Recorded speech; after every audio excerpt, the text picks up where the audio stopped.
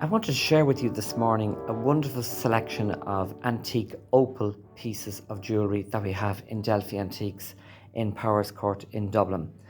And opal stones are my favourite stones by far. I love opal stones and aquamarine stones, and I prefer them actually to diamonds because I think they're full of life and full of character. So what are opals? What type of opals do we have, and where do they come from? So a little bit of history about them. So opals come mainly from Australia, and these pieces that we have here in front of us are all antique pieces made between 1880 and up to 1920. And at this time, when jewellery was made and opals were required, 95% of these opals came from Australia. Nowadays, actually, opals are mostly mined in Ethiopia. So we have a selection of opals here. We've got fire opals, which are something like this one here with a colour in it. We have black opals, this beautiful brooch here with the lovely blue colours going through it. We can also see a milk opal here. The next one we have is a Mexican opal and a beautiful Mexican fire opal at the back. So opals themselves are semi-precious stones.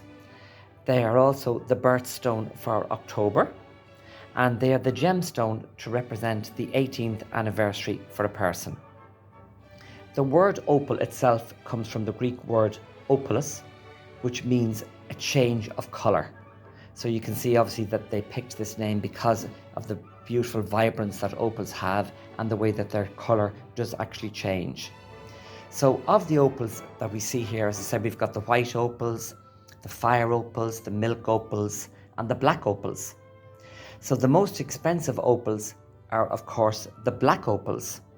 And the black opals come from a particular place in Australia called Lightning Ridge.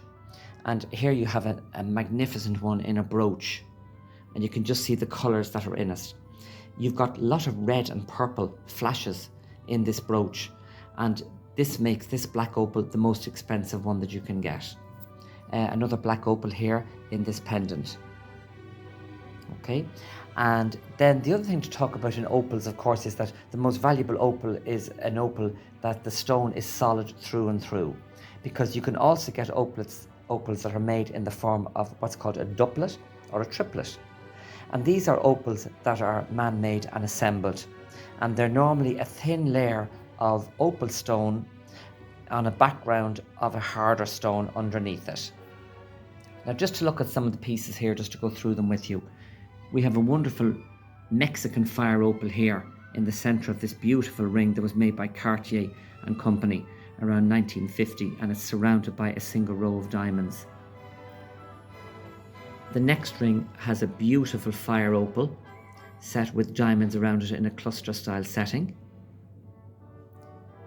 This 3-stone ring has more of a white opal with some light colour in it, as does the next ring beside it, this large ring here. This is a kind of a white to fire opal again. This ring was made in America about 1920, and it's set with brilliant cut diamonds above and below and trillion cut diamond on each side.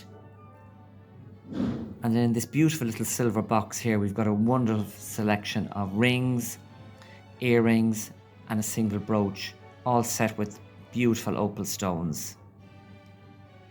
The next 2 rings here have black opals in them. So, as I said earlier, these are the most valuable opal stones you can get. The one on the left has got more green in it. The one on the right, more blue. But beautiful rich colours surrounded by old brilliant cut diamonds. Here we have another beautiful fire opal set in a French ring, and this ring was made around 1910 to 1920. It's set in 18 carat yellow gold, and the weight of this stone is approximately 9 carats. This brooch to the front is an Art Nouveau piece made in France about 1905, set in 18 carat yellow gold and white gold, and it's set again with the Mexican fire opal, which is unusual, and the floral design of this really screams Art Nouveau. Then we go back to the wonderful brooch with the boulder opal, which is surrounded by a single row of diamonds. And lastly, we've got 2 pendants here. The one on the right, set with a black opal, with emerald cut diamonds above and brilliant cut diamonds, and the pendant on the left, a slightly more milky fire opal. So I hope you've enjoyed my little chat this morning about opals and where they come from and the history of them. And as I said, they are my favourite stones, and I hope you've enjoyed this. And thank you for listening. Thank you.